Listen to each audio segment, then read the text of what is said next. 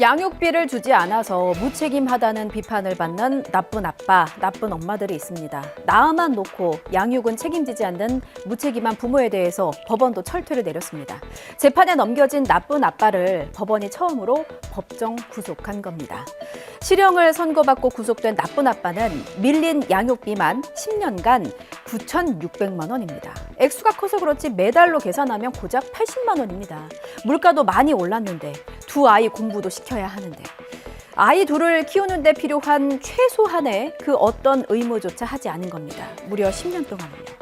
재판부는 자녀들과 아이의 엄마에게 회복할 수 없는 범죄를 저질렀다고 질타하면서 징역 3개월을 선고했습니다.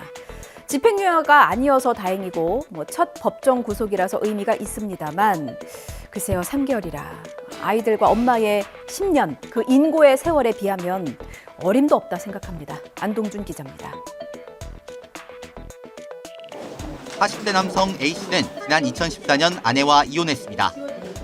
두 자녀는 아내가 키우기로 하고 매달 80만 원의 양육비를 약속했습니다. 하지만 한 푼도 주지 않았습니다.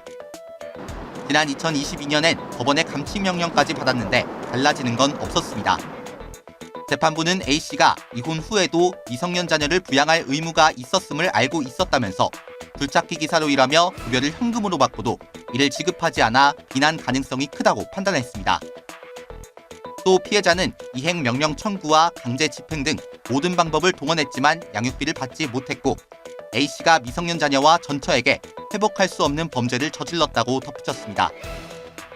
양육비를 주지 않는 이른바 나쁜 아빠에게 실형을 선고한 첫 사례입니다. 지난해 9월엔 양육비 미지급 사건 첫 형사재판이 있었지만 징역형의 집행유예가 선고됐고 2개월 뒤에도 3,800만 원을 주지 않은 친부에게 징역형의 집행유예가 내려졌습니다. 당시 재판부는 형사처벌 필요성이 높다면서도 양육비 일부를 지급한 점을 고려했다며 실형을 선고하지 않은 이유를 설명했습니다.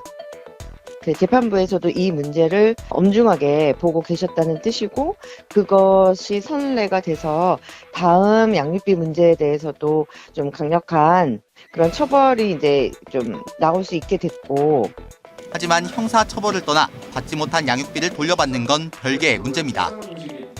피해자들의 생계를 위해 양육비를 어떻게 지급할 수 있을지 정부가 고민해야 한다는 목소리도 나오고 있습니다.